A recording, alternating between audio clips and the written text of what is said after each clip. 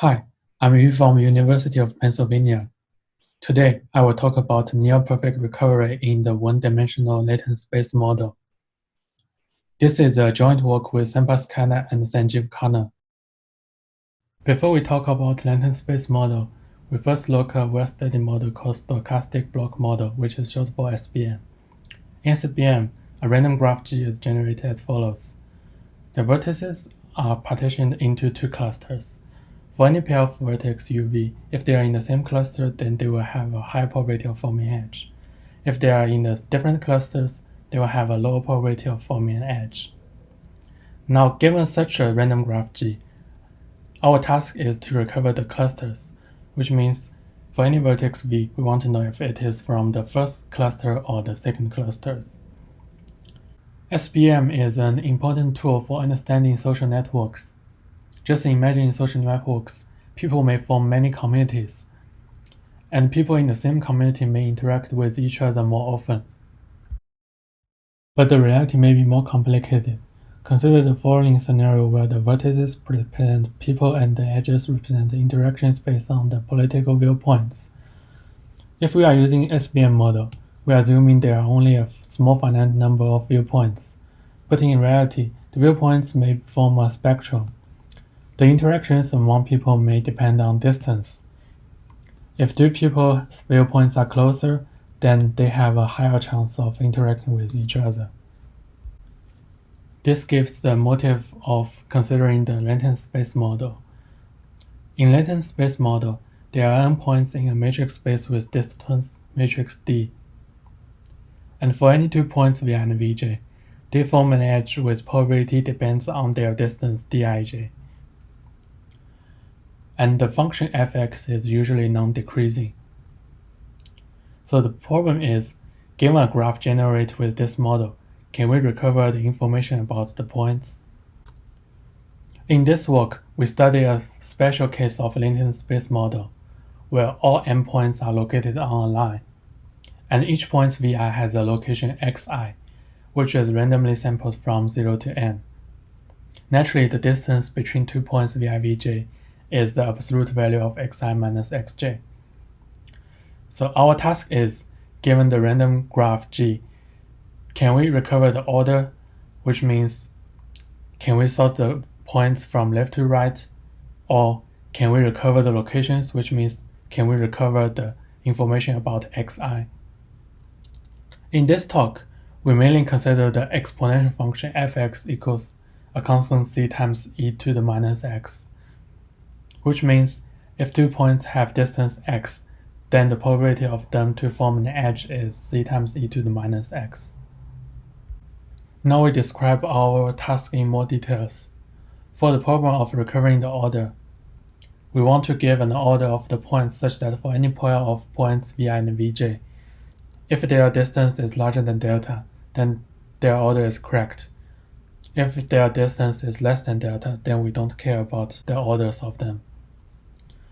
For the problem of recovering the position, we want to approximate xi for each point Vi within an additive arrow delta. And we allow flip, because if we flip the position vector, it gives the same distribution of the random graph. Now let's look at the main results of this work. For the problem of recovering the order, we prove that n log n points is actually enough. It is worth to note that if the number of points is less than n, then there is some non-trivial chance that the graph is not connected, and in this case, there's no way we can recover the order. So theorem 1 is actually tight.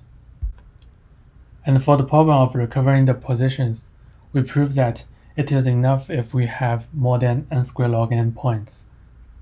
And we also prove that if the number of points is smaller than n to the 1.5, then it is impossible to recover the positions.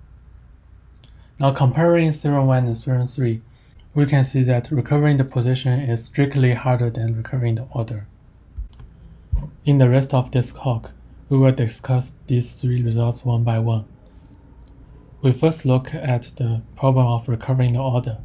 We want to prove that if there are n log n points, Then with hyperprobability, we can recover the orders of the points. The algorithm contains several steps. In the first step, we want to approximate the distance between pairs of vertices. And the main idea is we can estimate the distance between 2 points by the number of their common neighbors. Naturally, if 2 points are close with each other, then they are expected to have more common neighbors, and if 2 points are far away from each other, then they are expected to have less common neighbors. If 2 points have distance d between them, by calculation, the probability of a random points being their common neighbor is roughly d plus 1 times e to the minus d. So, if there are enough points, we can approximate gd by the number of common neighbors, and hence, we can also approximate d, the distance between them. But there is a problem of this scheme. We can only approximate gd, which means we can only approximate d by the approximation of gd. And here is a picture of gd. We can see that if d is either too small or too large, the curve is very flat, which means in this case, even if we approximate gd with a very small error, the error of d will be very large. So we can estimate d well only if d is within the range where gd has a big gradient. And we use this red area where the gradient is high, which is between 0.3 and 2.5. And we have the following lemma. So if 2 points have distance between 0.3 and 2.5, we can approximate d within additive error delta if m is larger than n log n. So at the end of step 1, we can find all the pairs of vertices whose distance is between 0.3 and 2.5, and we can approximate their distance within additive error delta. In the second step, we find all triples of points vi, vj, vk whose pairwise distance are within the range of 0.3 and 2.5. Notice that all points are on the line, so there is one distance which is the sum of the other two distances.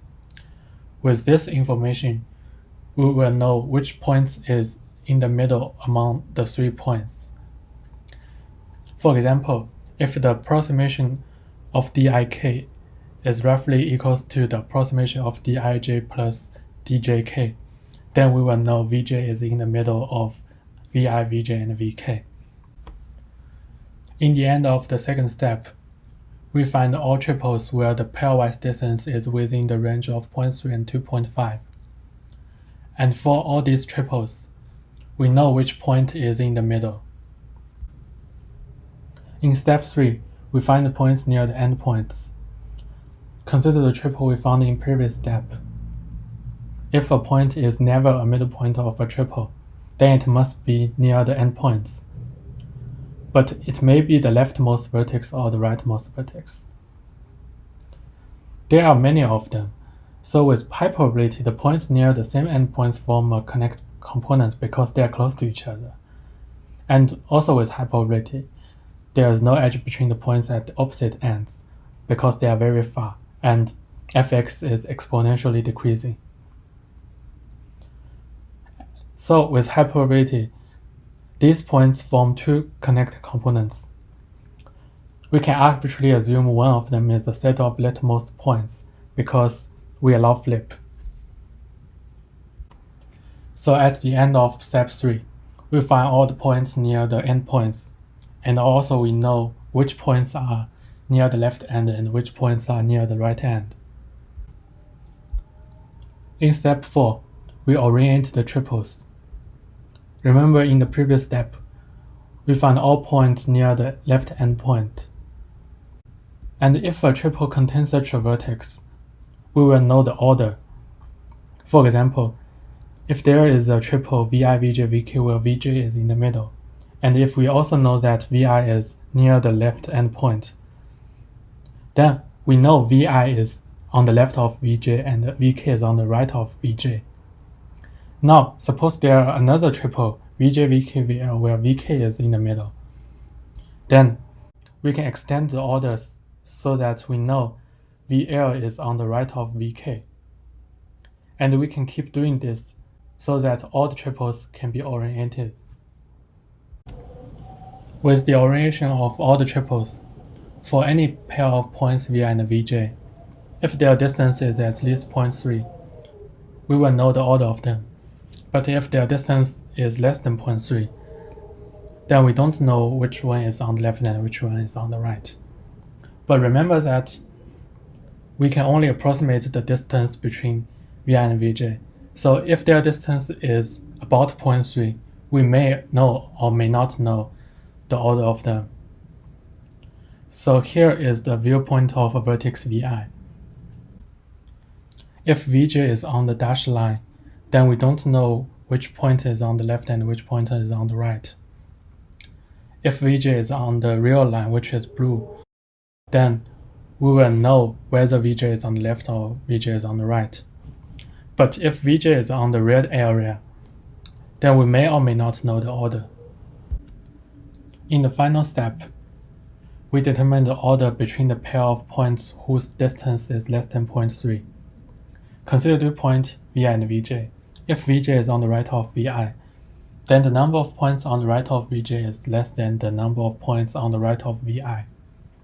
And if they are delta apart, even the approximate number is enough. Let's look at the viewpoints of Vi and Vj we obtained from the previous step. We only focus on the points which is on the right of them. Remember that the blue area means the points we definitely know the order, and the red area means the points we may or may not know the order. Now, if Vi and Vj are delta apart, then the total red area and blue area of Vj is less than only the blue area of Vi. So if we count the points which is on the right, then we will know Vi and Vj which one is on the left and which one is on the right. So in the end, we know the order of all pairs whose distance is at least delta. So we can give an order which satisfies the requirement. And this finalizes the proof of theorem 1. Let's review the whole process again. In step 1, we identify all pair of vertices whose distance is between 0.3 and 2.5, and we also approximate the distance between these pairs. In step 2, we find all triples whose pairwise distances are all between 0.3 and 2.5, and we also find the middle point of all such triples. In step 3, we find all the points which is never a middle point of any triple. These points are the points who is close to the endpoints. And these points also form two connect components in the graph. Depends on which endpoints they close to. And we arbitrarily pick a connect component and assume they are the leftmost points. In step 4, we oriented the triples by the information of leftmost points and the transitivity of order. In the end of step 4, for any point Vi, and for any point Vj which is at least 0.3 far from Vi, we know Vj is on the left or on the right of Vi. In the final step, we determine the order of all pair of points whose distance is at least delta but at most 0.3. We can do that by counting the number of points on their right.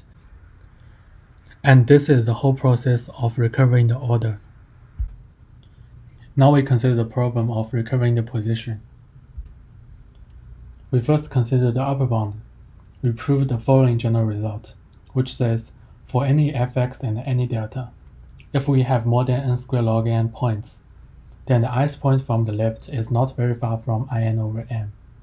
By this result, if we can recover the order, then to recover the position, we only need to assign the points uniformly on the line. The result can be proved by Chernoff bound and union bound. For any I, we consider the number of points on the left of in over m minus delta, and the number of points on the left of in over m plus delta. If we have enough points, then by chain of bond, R is between these two numbers with high probability, and this result can be proved by taking the union bond on all I. Next, we consider the lower bound of recovering the position. We want to prove that if we have less than n to the 1.5 points, then it is impossible to recover the position. To prove the lower bound, we consider a weaker problem, which is to distinguish two position vectors.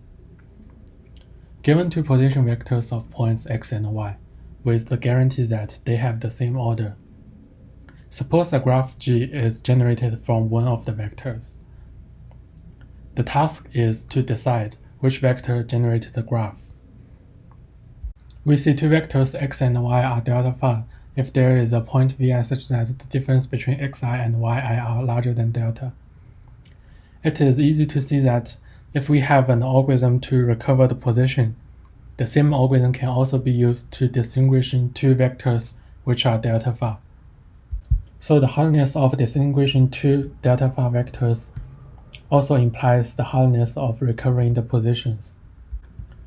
We prove the following result.